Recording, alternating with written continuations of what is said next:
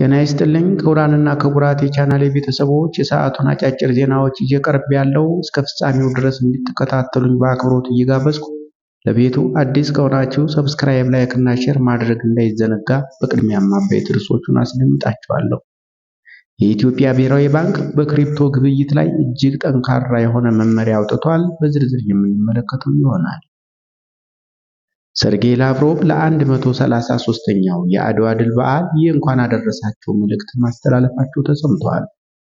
የተባበሩት አረብ ኤሚሬትስ በኢራን ጥቃት የተነሳ ከሀገር መውጣት ላልቻሉ ቱሪስቶች የሆቴልና የምግብ ወጪ ልትሸፍን እንደሆነ ታውቋል።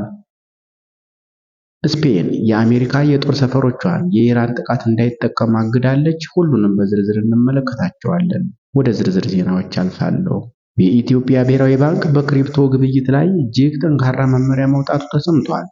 ባንኩ ከየካቲት 20 2018 ዓ.ም ጀምሮ በሀገር ውስጥ ብር ማንኛውም የክሪፕቶ ከረንሲ እንደ ቢትኮይን እና ዩኤስዲቲ ያሉ መግዛትም ሆነ መሸጥ በከባድ የኢኮኖሚ ወንጀል እንደሚያስጠይቅ ጥብቅ ማስጠንቀቂያ አስተላልፏል። ምንም እንኳን መንግስት ለክሪፕቶ ማይኒንግ ወይም ቁፋሮ ፈቃድ ቢሰጥም በብር የሚደረግ የሰው ለሰው ወይም ፒቱፒ የገንዘብ ዝውውር ግን የውጭ ምንዛሬ ቁጥጥርን ስለሚያዳክም በሀገር ውስጥ የውጭ ምንዛሬ ክምችት ላይ ጫና በመፍጠሩና ለሕገ ወጥ ተግባራት በር ስለሚከፍት ሙሉ በሙሉ ተከልክሏል ብሏል። በአሁኑ ወቅት ባንኩ አጠራጣሪ የባንክና የቴሌብር ሂሳቦችን በቅርበት እየተከታተለ ሲሆን ሕጋዊ አሰራር እስኪዘረጋ ድረስ ተጠቃሚዎች ሂሳባቸው እንዳይዘጋና ለፖሊስ ምርመራ እንዳይጋለጡ ከማንኛውም አይነት የክሪፕቶ ግብይት እንዲቆጠቡ አሳስቧል።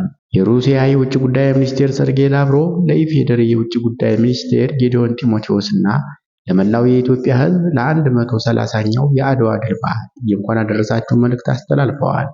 የውጭ ጉዳይ ሚኒስትሩ በመልእክታቸው የአድዋ ድል በአፍሪካ ታሪክ አንዲት ሀገር በቀኝ ገዢ ኃይል ላይ የተቀዳጀችው የመጀመሪያው ድል በመሆኑ በዓለም አቀፍ ደረጃ ከፍተኛ ተጽዕኖ የፈጠረ መሆኑን ገልጸዋል። ድሉ የኢትዮጵያውያንን የጽናት መንፈስ ከማረጋገጡ ባለፈ በመላው አፍሪካ ለሚካሄዱት የነጻነት ትግሎች መነሻ መሆኑንም አክለዋል። ሩሲያና ኢትዮጵያ ለረጅም ዘመናት የዘለቀ የወዳጅነት ታሪክ እንዳላቸው የጠቀሱት ሰርጌይ ላቭሮቭ በተለያዩ ዓለም አቀፍ ድርጅቶች በተለይም በተባበሩት መንግስታት ድርጅትና በብሪክስ ማዕቀፍ ውስጥ ፍትሃዊ የዓለም ስርዓት እንዲኖር በጋራ እየሰሩ መሆኑንም ጠቁመዋል። በተጨማሪም በሁለቱ ሀገራት መካከል በንግድ፣ በኢኮኖሚ፣ በሳይንስና በባህል ዘርፎች ትብብሮች እያደጉ መሆናቸውን መግለጻቸውን የሩሲያ የውጭ ጉዳይ ሚኒስቴር መረጃ አመልክቷል። በኢትዮጵያ የኒውክሌር ኃይል ማመንጫ ግንባታን ጨምሮ የደጃዝማች ባልቻ ሆስፒታልን መልሶ መገንባትና የጋራ ባዮሎጂካል ምርምር ማዕከል መመስረት ዋና ዋናዎቹ የትብብር ፕሮጀክቶች መሆናቸውን ሚኒስትሩ በመልእክታቸው ጠቅሰዋል። የተባበሩት አረብ ኤሚሬትስ በኢራን ጥቃት የተነሳ ከሀገር መውጣት ላልቻሉ ቱሪስቶች የሆቴልና የምግብ ወጪን ልትሸፍን መሆኑ ተሰምቷል። በተባበሩት አረብ ኤሚሬቶች በአየር ክልል መዘጋት ምክንያት በሀገሪቱ ውስጥ ለታገቱ ከ20 ሺህ በላይ መንገደኞች የሆቴልና የምግብ ክፍያ እንደምትፈጽም አስታውቃለች። የተባበሩት አረብ ኤሚሬቶች አጠቃላይ ሲቪል አቪዬሽን ባለስልጣን እንዳስታወቀው መንግስት ለተጎዱና ለታገቱ መንገደኞች ሁሉንም የመስተንግዶና የመጠለያ ወጪዎችን እየሸፈነ ነው ብሏል። ከባህልና ቱሪዝም መምሪያ ለሆቴሎች የተላለፈው ሰርኩላር እንደሚያሳየው አሁን ካለው ሁኔታ አንጻር እና አንዳንድ እንግዶች ለመውጣት የፍተሻ ጊዜያቸው ላይ ደርሰዋል። ነገር ግን ከአቅማቸው በላይ በሆነ ምክንያት መጓዝ ባለመቻላቸው መውጣት እስኪችሉ ድረስ የቆይታ ጊዜያቸውን እንዲያራዘሙ በትህትና እንጠይቃለን ይላል። የተራዘመው የቱሪስቶች ቆይታ ወጪ በአቡዳቢ መንግስት ይሸፈናል። የዱባይ ኢኮኖሚና ቱሪዝም ዲፓርትመንት በተመሳሳይ ለሆቴሎች ኢሜይል ልኳል።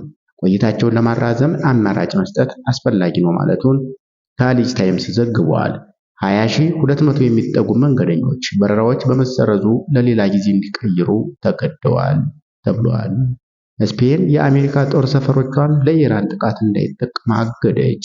የስፔን መንግስት ፕሬዝዳንት ዶናልድ ትራምፕ በኢራን ላይ ለጀመሩት ወታደራዊ ጥቃት ስፔን ውስጥ የሚገኙ የአሜሪካ የጦር ሰፈሮች ጥቅም ላይ እንዳይውል ማገዱ ተዘግቧል። ጠቅላይ ሚኒስትር ፔድሮ ሳንቼዝ የአሜሪካና እስራኤል ጎናዊ ወታደራዊ እርምጃ በጽኑ ኮንነዋል።